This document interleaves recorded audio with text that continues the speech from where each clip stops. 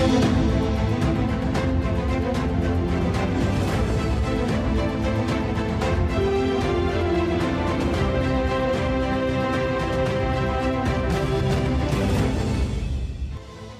morning, I'm Paolo del Rosario. Welcome to Weather HQ. Today's headlines. The National Disaster Risk Reduction and Management Council says the reported fatalities from Tropical Cyclone Christine's onslaught has gone up to 116, with 9 of them validated. Damage to agriculture now stands at more than 1.5 billion pesos. Pag-asa says Tropical Storm Leon has maintained its strength as it decelerates over the Philippine Sea. Signal number 1 is up in some parts of Luzon. 2 environmental groups promote various activities to foster love of nature and its conservation. We'll speak with the founder and managing director of Eco Explorations and Philippine Parks and Biodiversity, Nella Lomotan, later in the show. And a city in Pakistan tops the list as the world's most polluted cities.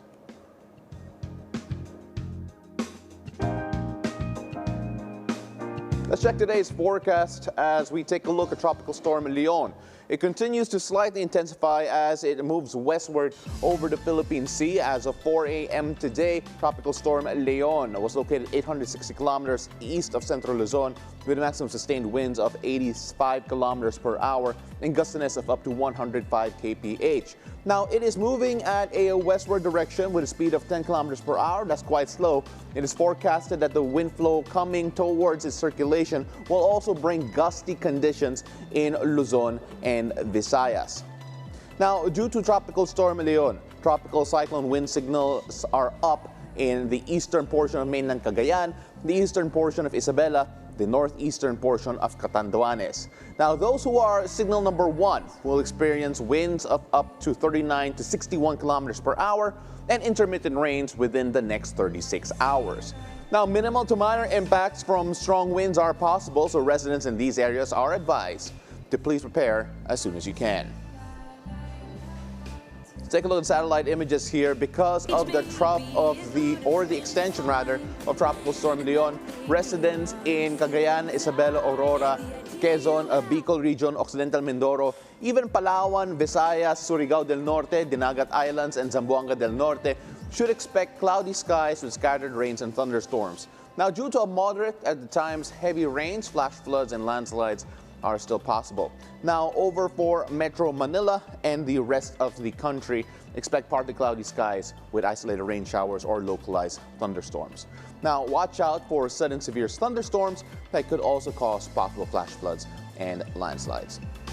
Now, to know more about what to expect from the severe Tropical Storm Leon, we have on the phone Pag-asa weather specialist Loredin de la Cruz. Good morning, Ms. Loredin. Good morning, Sir Paolo, and to all our viewers and listeners.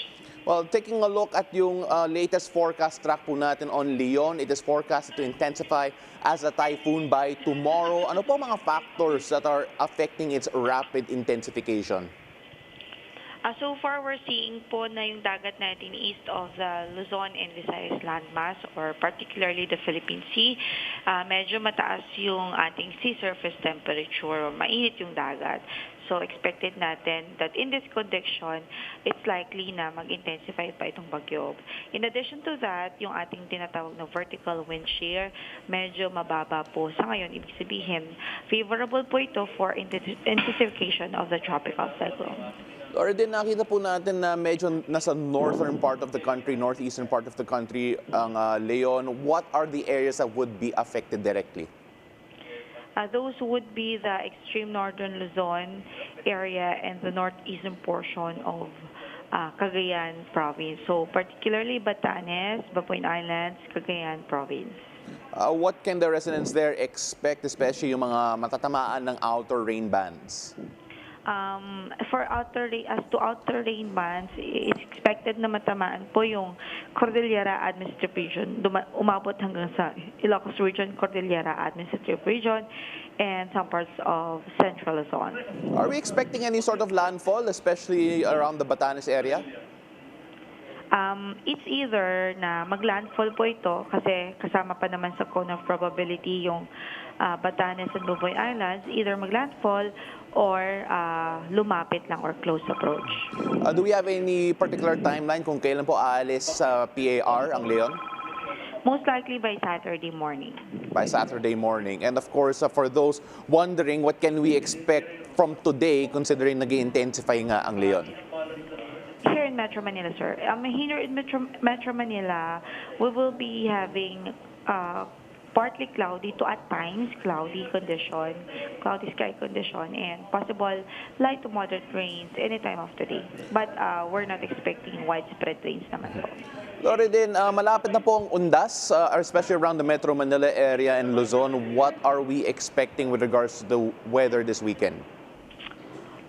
For weekend, for most parts of the country, we will experiencing light to at times moderate rains, but it's not continuous rains or it's not continuous downpour. Mga isolated rain showers lang in the afternoon or evening. Lori din, maraming salamat. Thank you very much for the update. Yes po, good morning. That was Pag-asa Weather Specialist Loredin De La Cruz. Now, when we return, we'll have the founder and managing director of Eco Explorations and Philippine Parks and Biodiversity, Nella Lomotan, to talk about their various activities on nature conservation. Don't go away. Weather HQ, we'll be right back.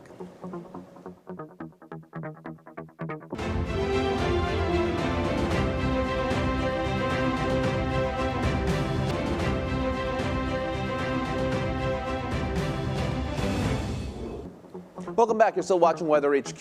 Two environmental groups organize various activities to promote love of nature and its conservation. Joining us now in studio is the founder and managing director of Eco Explorations and Philippine Parks and Biodiversity, Nella Lomotan. Good morning. Thank you very much for joining us. Good morning, Paolo, and thank you for having me. So, Nella, first of all, a lot of people are wondering how can someone as young as you do what you're doing right now? You actually shifted from corporate life to full-time being a conservationist, battling and really working for biodiversity here in the country. Yeah. First off, the shift, why so? I think, when you find your calling and purpose, it's not something that's really, you don't actively seek it, it's just given to you.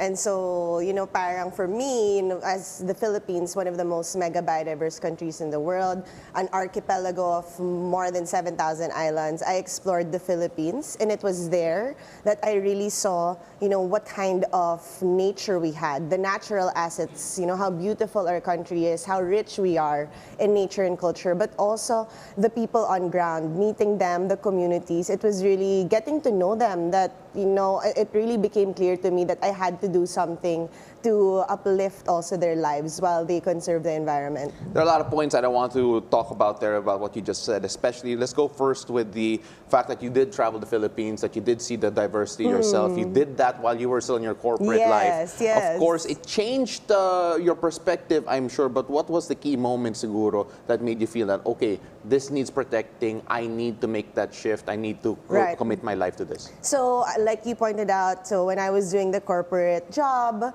I was handling CSR. So I was still involved with advocacies. But there was one trip, so I would actually go every weekend. It's like kind of my break, where I would go every weekend, whether it's hiking, kayaking, exploring the country. And there was one trip where I did a 3-day kayak. So I was kayaking around Busuanga Island in Palawan. And no boats are able to go to one of the tips there, one of the really furthest locations of Busuanga because of the waves. And we were able to go there through a kayak. And I met the indigenous community there. And what really stuck me, this was one of the turning points, was because we went there and they showed us the water that they were drinking. And it was very dirty. And I asked, of course, I'll say this in English. She wasn't speaking in English. And I asked at the time, like, the conditions, and they were like, sanay na po kami kasi ka dyan, ganyan lang talaga ang buhay. And I couldn't bear that they're just used to that condition. That for them, it's something that they just grew up with. And so I wanted to do my part and, travel to remote areas, but make a difference and help the communities that live in them. Well, community is a big part of all of your efforts here. In fact, in your pillars, it says one of them is to protect and empower. And I'm Yes. sure it's not just about the environment, it's about the people around it. You have two organizations that we're going to talk about, the Eco Explorations Yeah. and Philippine Parks and Biodiversity. First and foremost, what makes them different, and at the same time, how do they complement each other?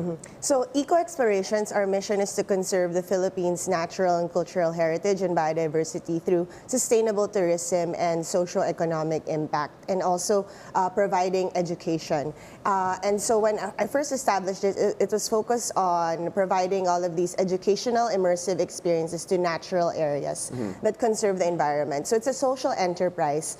And along the way, because there would be private sector companies and also various individuals who wanted to support our work through donations and grants, then we established the Philippine Parks and Biodiversity, which is really focused on all of our impact projects. So right now we have reforestation, which is one of our biggest projects to date, hand in hand with the Philippine government as well. And so it complements each other because our ecotourism, we use the proceeds to funnel to our various impact projects through our nonprofit environmental conservation organization. Well, one of the pillars that you also have is connect and inspire. And sometimes when people are talking about the environment, especially when they start to fall in love with it, sometimes they're too inspired. Minsan yung tourism is a bit harmful. How are your efforts more sustainable? And of course, how does it funnel into the education needed to make sure na sustainable yung tourism na ginagawa natin? Right. So I just also want to provide some context that sometimes there's a misconception on what ecotourism in the country is. Like, for example, just traveling to a natural area and they already think that's ecotourism. But I just want to highlight that ecotourism is responsible travel to natural areas, which conserves the environment, sustains the well-being of the local people, and provides education and interpretation. And so we can't really say that it's ecotourism just because, I went hiking, I went bird watching, when in fact, some of the people who actually go to these natural areas, how can you say that you're practicing responsible ecotourism when you're disturbing the wildlife? Like one time I went camping in this protected area, and then people until 3 a.m. were blasting sounds like it was a party. And so, of course, you're disturbing the wildlife there by doing that. And it also doesn't do any positive impact. And so we need to remember that ecotourism, at the core of it, it has to have positive impacts for the environment and the communities. And that's what we're doing for eco explorations.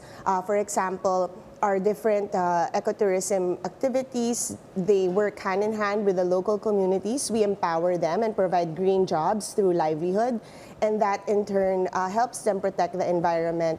And at the same time, we bring people there and educate them about the importance of the forests, the ocean. What should we do as travelers and citizens of the country, and do our part in protecting it. And it's not just about visiting a place. That's not just what ecotourism is all about. Well, of course, a lot of people, I'm sure, have reached out to you wanting to help out in your efforts. You've gone all around the world talking about your efforts. Let's focus here because we're running out of time. When people come out to help you or people want to reach out for you, obviously they do it via your social medias. For those wondering, do follow her on social media. But what do you find yourself educating them most on with regards to making sure that their efforts are directed to the right place, that they're not too misguided, that syempre, they end up helping more than harming? Because minsan, some people are overly passionate about the way they want to help. Right. So, like you pointed out, I really do believe that it starts with education. If you want to help out, then you also need to do your part in researching. So, for example, because I'm focused on reforestation, there's this misconception that, people just join tree planting and they think that's, wow, I did my part. I planted this tree. I did my part in helping the environment. But what they don't know is that tree planting is just 10% of the job. You actually need forest rangers on the ground who are working with, who protect it, maintain all of these planted seedlings daily. They do their rounds in forest protection and restoration. They essentially kind of live in the mountains already doing their jobs. And so that's you really need to also do your own part in researching the organizations that you volunteer to, that you support, that it's really, we're looking into the projects that have long-term sustainable impact and solutions. And it's not just, I did my part because I planted a tree and that's it, I'm done. So it really also boils down to, if you want to help, that's a great start, because there's initiative, but also we want to make sure that it's directed towards the right causes. Yeah, you reference one of your projects that you're most proud of, the Sport Arranger program, and of course we'll give this opportunity to you to reach out to everyone who wants to support you guys and wants to contact you, and of course try to collaborate with you. You can do so right over there. Right. So thank you so much for this opportunity, and it's never been more clear to us, especially we just went through another typhoon recently and we saw the devastating impacts to that, and it's very important for us to protect our natural assets and the environment and the ecosystem benefits that they're able to provide, protecting us from all of these typhoons, natural disasters, and recently there was a devastating landslide that killed many, and so the mountains are there to protect us, the natural ecosystem, and that's something that we really need to do our own part in protecting. And so I'd like to just make a call to everyone who's here listening, that hopefully through your own organizations or through your own individual efforts, you can support different organizations, not just mine. There's a lot of great organizations that's doing their work in environmental conservation and protection, and hopefully you can really integrate it into your corporate responsibility, because it is our shared responsibility. It's not just something that we need to do, but it really is our obligation to our country. She is the founder and managing director of Eco Explorations and Philippine Parks and Biodiversity, Nella Lomotan. Maraming salamat. Thank you very much for sharing your insights and your story. Thank you so much, Paolo. Thank you to Billionaire News Channel. All right, so up next, we move on talking about Tropical Storm Trami, known in the Philippines rather as Christine. It hits central Vietnam. More on that story after the break. Keep it here on BNC.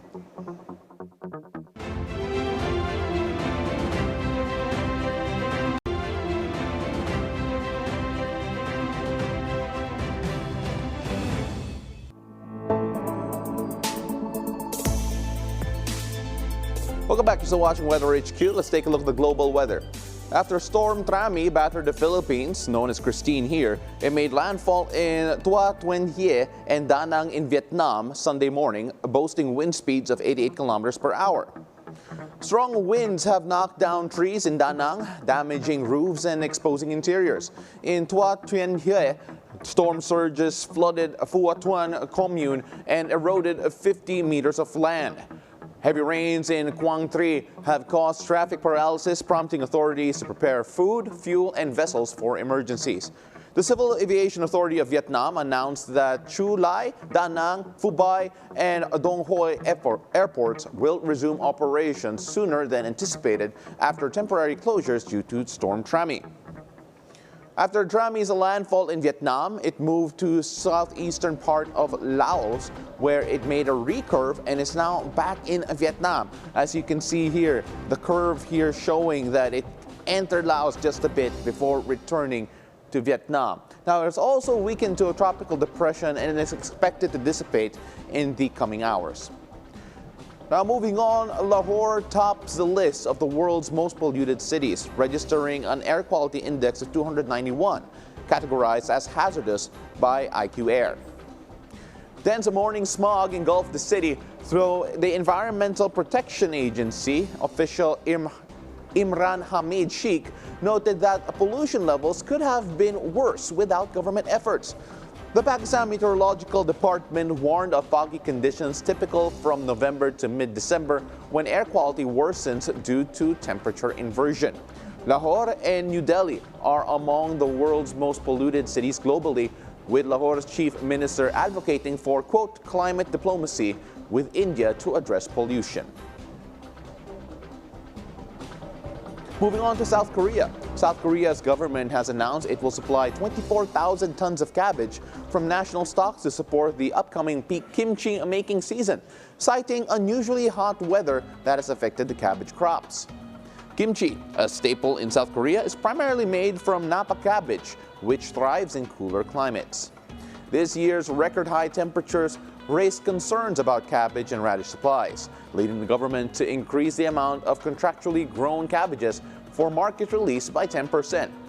While wholesale prices soared to 9,537 won, or almost $7 per cabbage, in mid-September, they fell to 5,610 won by late October and are expected to drop further as crop conditions improve. Now, to prepare for future disruptions, the government plans to enhance stockpiling technology and maintain an emergency stock of 1,000 tons of cabbage. Studies suggest that climate change poses a risk to Napa cabbage cultivation in the long term. Now, for Koreans who will plant cabbages for their kimchi, you can expect cloudy skies today with temperatures that could reach up to 20 degrees Celsius. Now, planting during cloudy skies can be quite beneficial for your garden, whether or not you're a farmer. Now, the overcast conditions can help protect young plants from harsh sunlight and reduce the risk of transplant shock. Now, just make sure to check for any upcoming rain to avoid waterlogged soil. So, ladies and gentlemen, happy gardening. Thank you very much for joining us here today on Weather HQ. Join us again tomorrow, whatever the weather, here on BNC, the Billionaire News Channel. I'm Paolo del Rosario. Have a great morning.